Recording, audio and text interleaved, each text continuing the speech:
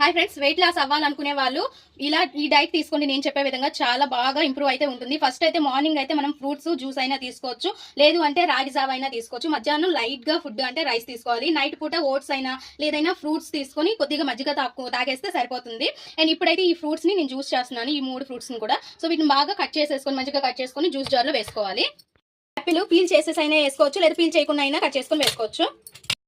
Fruits ముక్కలన్నీ కూడా మనం జ్యూస్ జార్లో వేసుకుందాం.